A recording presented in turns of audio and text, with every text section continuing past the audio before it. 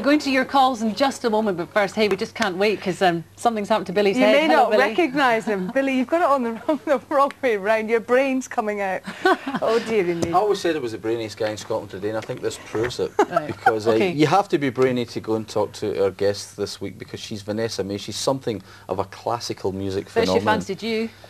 I fancied her. I have to say she is a bit of a She's looker. gorgeous, Recently isn't she? voted one of the most 50 most beautiful women in the entire world. Where did you two come in exactly in the poll? Well, with these years on and Louise's witch's hat, not very high up, it has to It be was said. around earlier. But I only dress up for my Halloween once a year. You do it every Yeah, 52 thanks, weeks. Billy. don't you? Move on. Boom. Now, Vanessa-Mae's just released a brand new album called Choreography, and it's basically inspired by different dance rhythms around the world. She recorded the album with the Royal Philharmonic Orchestra, and when we met earlier this week, I asked her what a big thrill that was.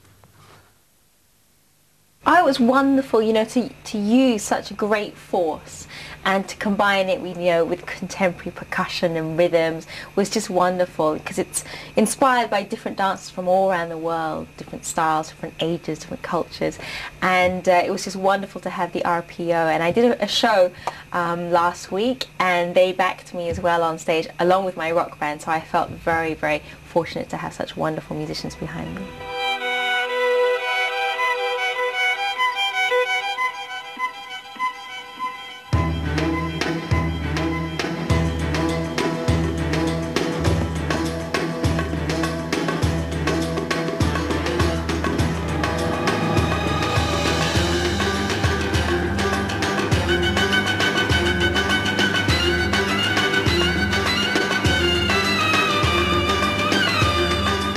You've been playing violin since the age of 5. Tomorrow you reach the ripe old age of 26. That's right. I mean, how much dedication, particularly when you were a child, goes into your violin playing? Do you still have to practice each and every day? I think that as a child growing up, the emphasis was always on delivering the goods, you know, whether it were my parents or professors at the time.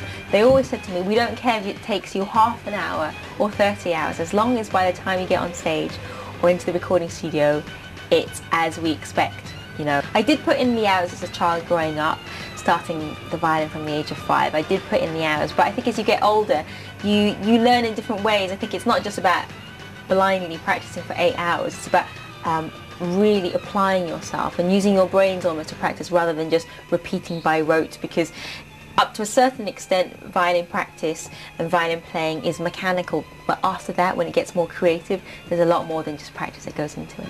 Do you have to get your fingers insured? Yeah, well, they are insured, yeah, because I enjoy a lot of other sports, like, you know, skiing, water skiing, rollerblading and things like that, so it's just a bit, I guess, logical to have insured my hand. Vanessa, in 1995 you turned the classical world on its head when you released your first pop album. You were credited with making classical music sexy. How many eyebrows did you raise? I mean, the classical fraternity just didn't know what to make of you. No, I think that, you know, I obviously shocked a few people, but I think that it was something that came natural to me, because for, you know, a number of years I'd been recording classical repertoire, but I felt that the violin was an instrument that was still young and modern and versatile enough to be presented in a contemporary way and fashion. And I think, you know, visually, musically, I did break new ground. I think that you expect a few critics to, you know, be a bit fuddy-duddy and not find it very easy to swallow a new concept for the first time. But I think fans were really ready for something that was new and exciting, I think.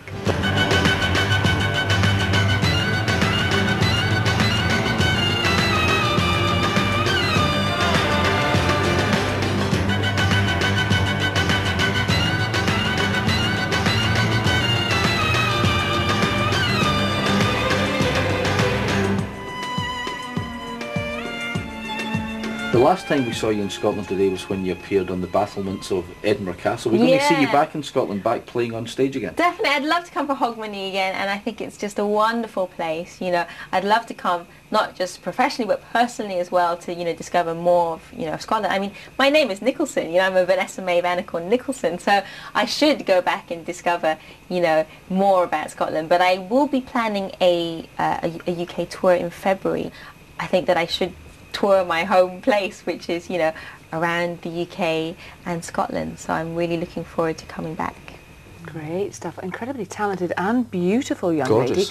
Oh, she's had a couple of years of, you know, personal sort of stress in her life, hasn't she? Yeah, I mean, she's had incredible success. She's sold something like 8 million records worldwide. She's won more than 40 different awards all over the world for her incredible music. But of course, she split up with her mother. Her mother used to manage her, and then they had a bit of a fallout about 4 years ago, and she's now estranged from her mother, which seems a great shame.